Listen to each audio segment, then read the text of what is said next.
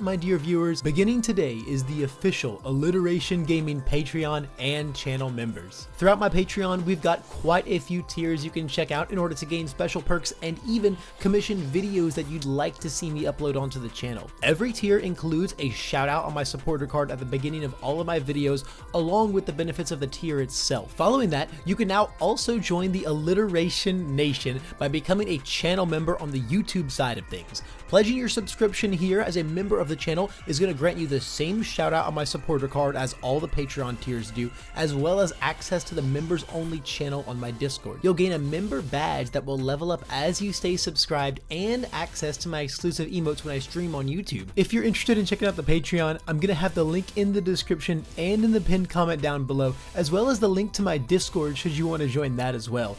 And if you want to become a channel member, the big beautiful join button is front and center on my homepage right here. And if you do decide to support the channel in any way whatsoever, know that I am unimaginably grateful, and I can't wait to provide you with even more top-notch content at my trademark top speed. Now, let's get on to the video. Welcome my dear viewers to another Alliteration gaming video. My name's Levi, and today we're going to be doing a deck profile once again on Mr. Eraserhead, and also once again on the all symbol, but this time this is going to be a bit of a different build than we've seen in the past. This is going to be a punch-based Eraserhead build. Now, if you're no stranger at all to the channel, you'll know that I'm no stranger at all to Eraserhead. This is probably going to be like my 4th or 5th deck profile in this guy, and I've got so many ideas for new builds with him coming in set 4.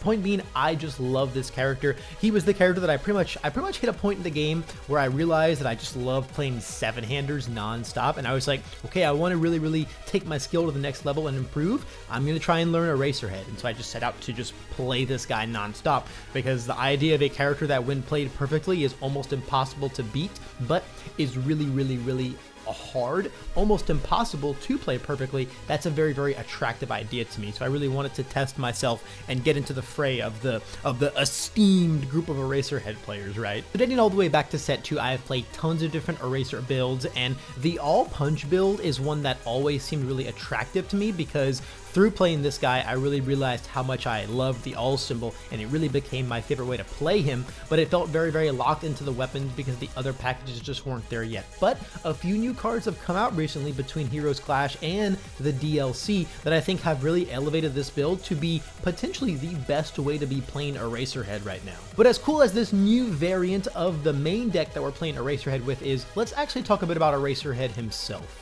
So Eraserhead is a 7-hand size 19 health character, one of the puniest in the game, but he makes up for it with 3 really insane abilities. First off, you get to just start out with this very cool erase card in your discard pile before the game even kicks off. That's going to immediately go into his enhance, which allows you to trade any card in your hand to then grab an erase from discard pile and put -2 or +2 speed on any attack. Discarding the card is the cost, and then picking up is the actual ability itself, meaning that you can just discard erase and pick up erase, looping it for a free +2 or -2 speed to every single attack ever. This guy just has that blanket ability of, hey, since I exist, all my moves are 2 speed, all your moves are -2 speed. It's just very strong.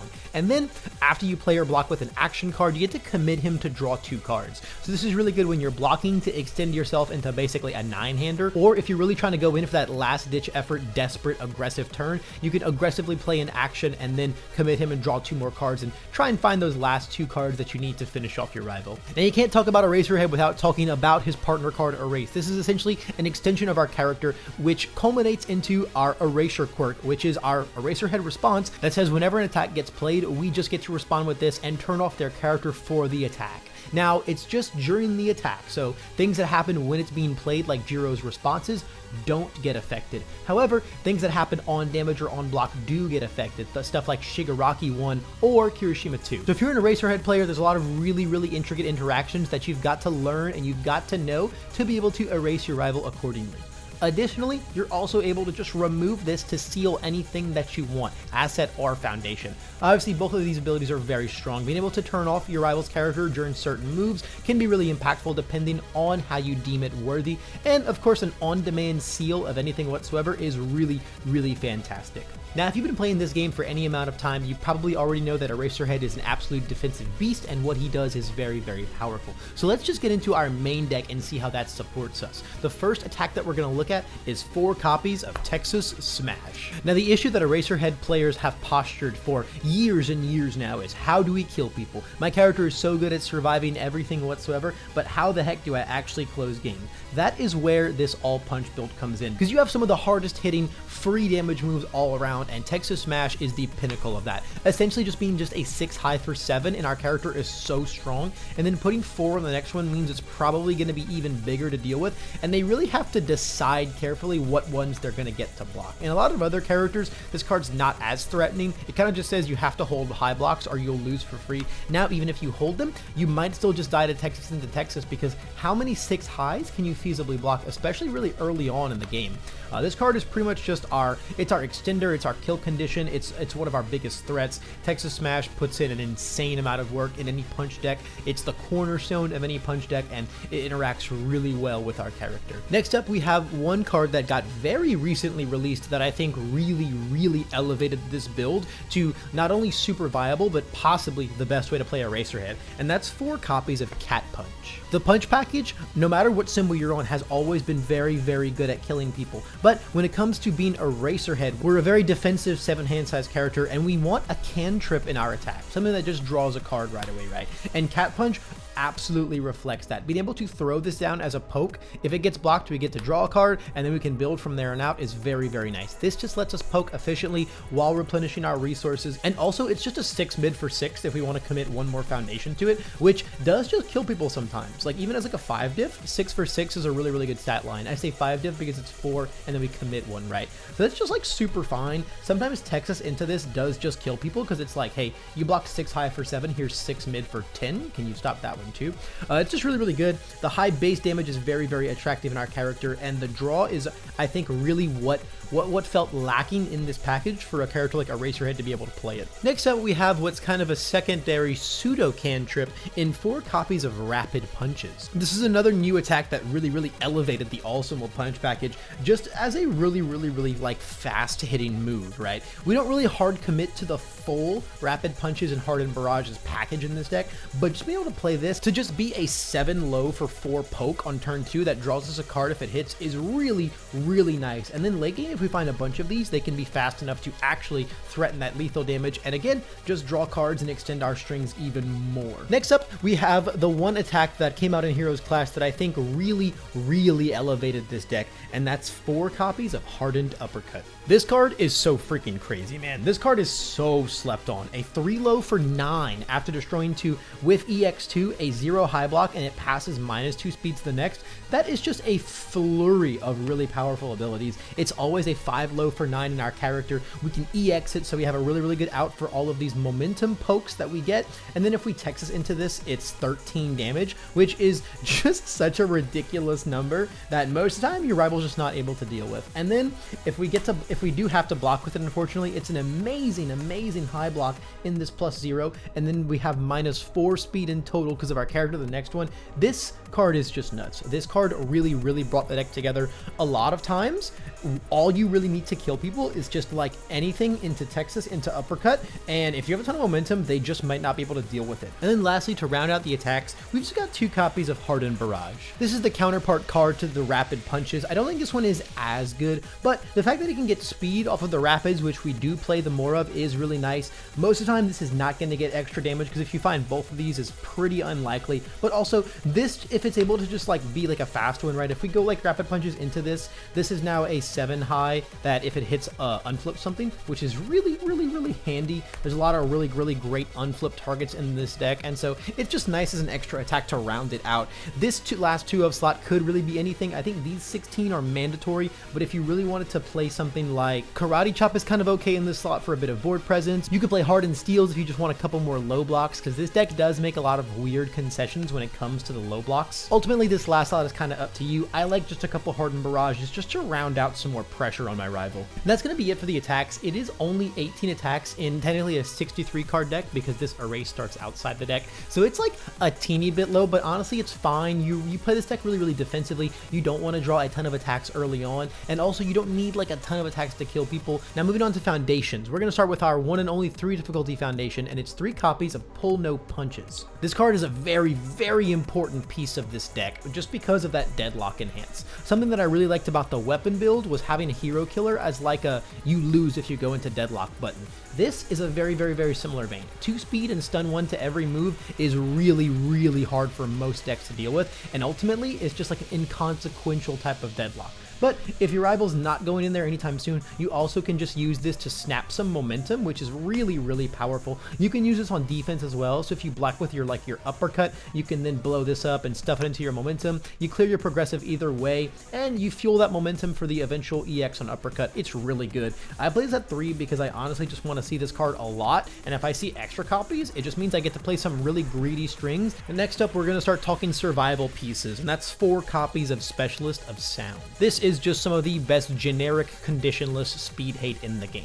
-3 speed for free on our character who already has -2 to everything for free is just so good. It also has a busted response to check the top, which is really good, especially when you're trying to combo it with things like your draws on rapid punches or cat punches. Any deck on these 3 symbols is almost always running 4 of this thing. Next up is probably the best Eraserhead card in the game, and that's 4 copies of Spooky. Spooky is nuts in this deck. We have -2 speed to every attack.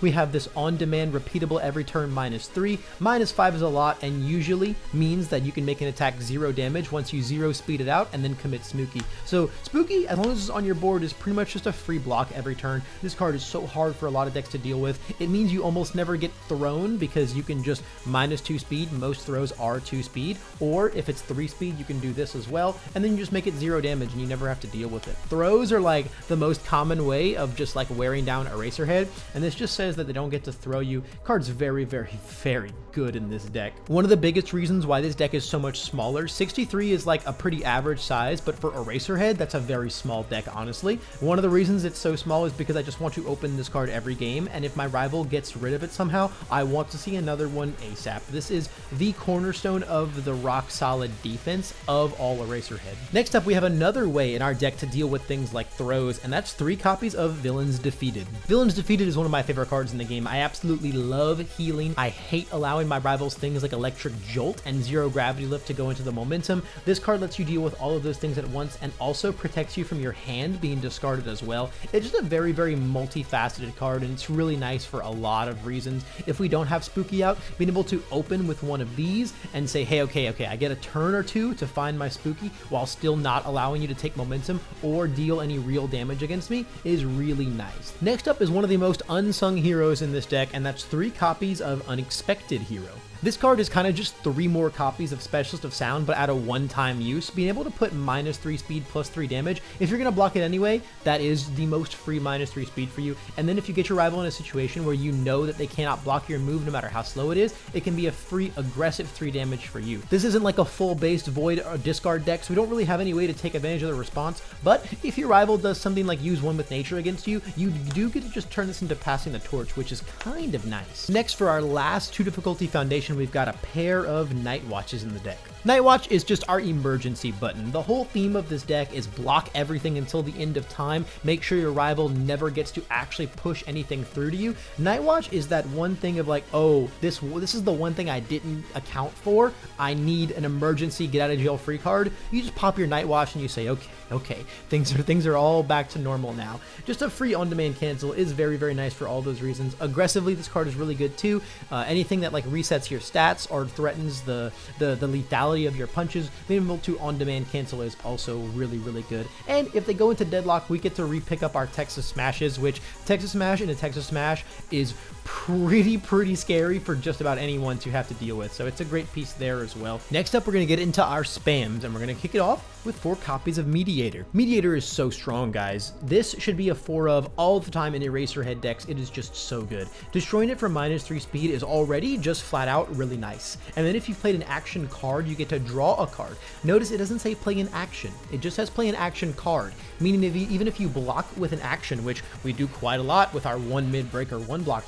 you do get to draw in tandem with this. So it's really, really good. This, again, is just even more speed reduction to stack on to make attacks super duper blockable, or to just turn your spooky on even more if they have ways to get around you trying to 0 damage out their attack. It is very, very, very good. Next up, we've got 4 copies of another spam that draws us a card, and that's Chivalrous Competitor. Chivalrous is oh so important for this deck. Chivalrous is the card that made the all symbol so much better than the void symbol for Eraserhead, because obviously both players draw a card is a very nice ability. Once again, if you're going in on them and they can't block anything anyway, giving them cards does not matter, and it just helps fuel your aggressive strings even more. But most importantly, the response to protect your other foundations from being flipped or destroyed is the real big thing. We talked about how Spooky is like the cornerstone of the defense in this deck. If we don't have Spooky on board, we are afraid. When we do have Spooky on board, we are almost never afraid. Being able to protect Spooky from being flipped by all of these Season the Advantage and apathetic decks running around non-stop is just so integral. The main thing about all Eraser over Void Eraser is that you get to play Spooky so much better because you have a proactive -3 speed and Specialist of Sound, and you have a way to protect it, which are just 2 things that the Void symbol does not have, right? It cannot protect it, and your -3 speed and Heroic Lineage is reactive, and that is like really, like that 3 card system right there is one of the reasons why I really love playing this guy on the all symbol. Chivalrous Competitor is a massive part of that. Our last 1 diff here is just gonna be a pair of Daunting Messages. This card is very handy. Honestly, it's just a 2 low block spam that sometimes has very relevant text. Like when this card does come online, it's extremely powerful, but for the most part, it really just rounds out our block zones, to be honest. Again, we need a lot of low blocks in this deck because they're very hard to come by. So this just rounds out those numbers right there very nicely. Now to really talk about some crazy spams, let's get into our 0 difficulty foundations. 4 copies of It Can't Be Fixed. This is fairly staple on most of its symbols. Just a 0/5 with a +1 high block that says if you stun me, I get to build in a free one is so good.